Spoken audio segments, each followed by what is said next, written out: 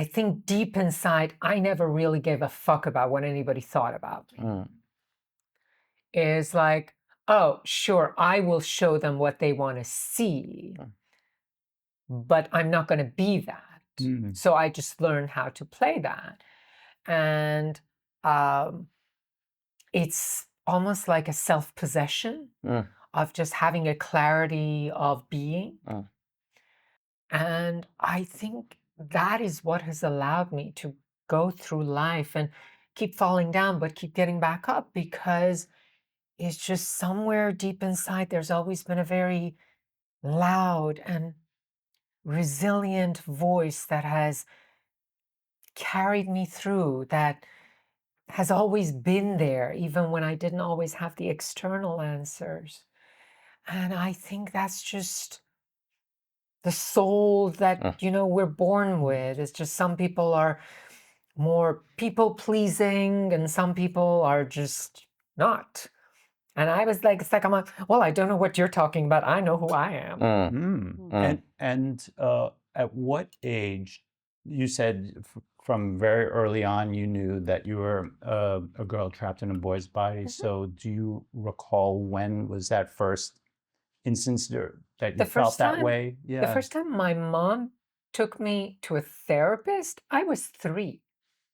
So the behavior was there even before intellectually I could understand, because this is also, the debate people are having now is like, well, children don't know. Children know a lot more than we think. Children don't have the language to communicate that, to express what is happening. And we just assume that they don't know. That compounded with the fact that we just think that children have no agency. Because also this concept of children being a separate thing from adults is a relatively new concept, maybe 100 years old at most. That children are not just mini adults that are supposed to grow up to just follow the path. So the behavior must have been there before that age that my mom took me. And then she's like, I took you to a therapist that specialized in child behavior, and saying, I have 2 children. They're both assigned male at birth, but this one really behaves differently from that one. Not just how they play, but how they show affection, who they show affection to. Is like, as my mom was explaining it, she's like, the moment my brother could kind of like, walk and get away, he had this boyish thing of like, wanting to get away and go out and explore. And I was clingy to my mom, my grandmother, just wanting to be affectionate, wanting to see that. And I know now when I say it, it sounds very binary, like this is what women are like and this is what men are like, but take into consideration this is 40-something years ago. So in a very binary world that there's no gray, it's kind of like, this or that. And the therapist, it's, kind of like watch me play with toys, boy toys, girl toys. It sounds so insane. And that I just naturally gravitated. And at that time, the therapist had said, oh, children go through phases, and just, just let her do, don't pay attention to it. Don't make a deal out of it, and it'll grow out. And then the next time I went to, my mom took me to a therapist again, because again, this wasn't a thing that passed. It just changed shape. I was bullied at school because I was too girly. I was also a total nerd, which I'm very proud of. But that didn't necessarily win me any popularity at school. But it was also, it was just the behavior was different. And so the next time therapist was 11, and that was a traumatizing experience, because the therapist, my mom is sitting there, and this guy's like, well, boys don't behave that way. And your mom should feel safe when she goes out with you, which now I'm looking back, I'm like, that's like bordering on child abuse, because how is an 11-year-old supposed to be like a point of safety and comfort for an adult? Like, just think how insane that sounds. And so through the session, I remember I started sobbing, because here I'm, this 11-year-old child. My mom is sitting there. This person that I don't know is yelling at me and scolding me. And then my mom said that became a point that it's like, I'm like, I didn't want to take you to a therapist after that. because I went there to seek help. Mm-hmm. And what I got was not something I was looking for. And I thought, well, if it's a matter of yelling at my child, I can yell at my child. Right. I don't need somebody Right. else to do it. Right. Of course. But I'm coming to you to help me with something that I don't know. And so then my mom felt like, okay, we can't get external help. Mhm. And then a few years later, puberty hits, and I'm in high school, and the isolation had become more exaggerated as years had passed from 3 to 11 to now 15, 16. And at this time it was a full-on depression. Mm.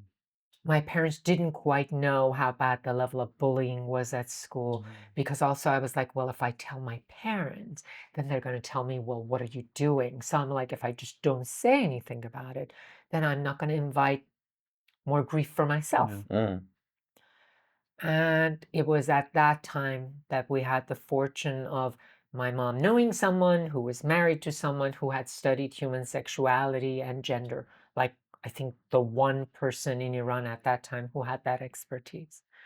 And so after a few sessions of therapy, and when I say depression, I mean like bad, like not eating, not wanting to go out, not wanting to socialize, because the world outside had no space for me. I mean, like, I didn't see anywhere that I wanted to be. And that was the first time the term, at that time it was transsexual, now it's transgender, it was gender identity disorder, now it's called gender dysphoria, but this is 94, latter part of 94. And so my mom's first response was, oh, now that we know what is going on, well, I guess we're going to see you more often, because now that we know what's wrong, then you're going to help cure her. And he was like, no, this is not a cure thing. This is what happens. People who have gender identity issues, they do this and they transition and all of that.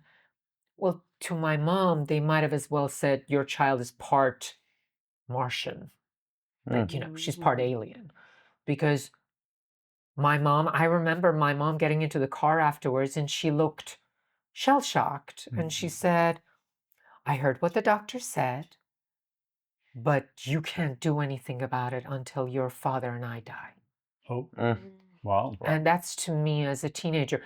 And I don't think she quite realized what was coming out of her mouth, and how I think my mom was just like one person in a world. She can't tell anybody. She can't tell her family.